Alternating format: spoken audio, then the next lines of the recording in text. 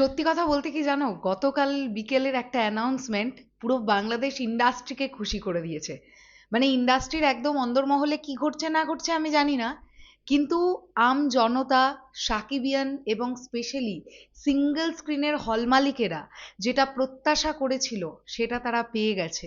কোথাও গিয়ে বিরাট বড় একটা আশ্বস্ত হবার জায়গাটা গতকাল বিকেলবেলা মিলে গেছে মেগাস্টার শাকিব খানের আপকামিং সিনেমার সাইনিং ফটো বা সেই ভিডিও বা সেই বিষয়টা যখন আমরা দেখতে পেলাম মেগাস্টার শাকিব খান, মেহেদী হাসান হৃদয় এবং রিয়েল এনার্জি প্রোডাকশন হাউসের দুজন কর্ণধার তারা একই ফ্রেমে বসে আছেন। এটা দুর্দান্ত একটা বিষয়, আর এটা হওয়া খুবই জরুরি ছিল। এখন বিষয়টা হচ্ছে, বরবাদের পরে বরবাদ টিম এটা নিজেরাও জানে যে বরবাদ তারা বাংলাদেশ ফিল্ম ইন্ডাস্ট্রিকে কি দিয়ে ফেলেছে। তো এর পরবর্তী কাজটা বরবাদকেও ছাপিয়ে যেতে হলে আরো অনেক দিক চিন্তা ভাবনা করতে হচ্ছে, যেটা কিন্তু বরবাদ টিম করবে বলেই আমি আশা রাখছি। হ্যালো আমার সাকিবিয়ান ভাইরা বোনেরা, চলে এলাম আজকের প্রথম ভিডিও নিয়ে। প্রথমেই বলি সকলকে ভেরি গুড মর্নিং। আশা করছি তোমরা প্রত্যেকেই খুব ভালো আছো। গতকাল এসকে ফিল্মসের তরফ থেকে একটি রিল ভিডিও আমাদের কাছে এসেছে, তোমরা নিশ্চয়ই অনেকেই দেখেছো সেই রিল ভিডিও। এবং সেখানে ডিরেক্টর মেহেদী হাসান হৃদয়কে প্রশ্ন করা হয় যে আপনার দেখা বরবাদের পরে, মানে বরবাদের পরে তো মানুষের প্রত্যাশাটা অনেক, তো সেটা নিয়ে কি ভাবছেন।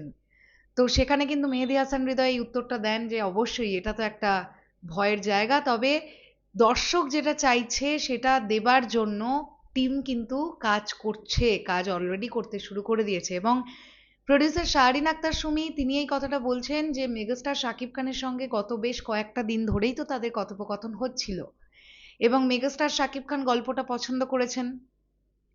গতকাল সবাই অন বোর্ড হলো, সাইনিং হয়ে গেল, মানে একদম অফিসিয়ালি চুক্তিবদ্ধ, মানেই হচ্ছে সবাই অন বোর্ড, এবার একদম অফিসিয়ালি কাজকর্ম শুরু হয়ে গেল, এই ব্যাপারটা আমরা বলতে পারি।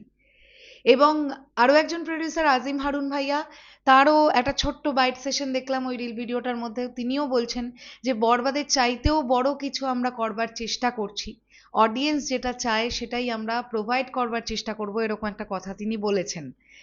কাজেই প্রচন্ড পজিটিভনেস নিয়ে কিন্তু একটা প্রজেক্ট শুরু হলো। এবার অবশ্যই আমাদের আশা এটা প্রত্যেকেরই থাকবে যে এই ছবিটা যেন বরবাদের রেকর্ডকেও ব্রেক করে দিতে পারে, কারণ আমরা গত কয়েকটা ছবিতে অনেকেই এই কথাটা বলেছি, বরবাদের রেকর্ড কি ব্রেক হবে, বরবাদের রেকর্ড কি ব্রেক হবে।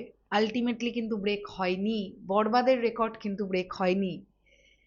তো অনেকেই এটা ধারণা করেন যে বরবাদের রেকর্ড যদি কেউ ব্রেক করতে পারে সেটা বরবাদ টিমই ব্রেক করতে পারবে।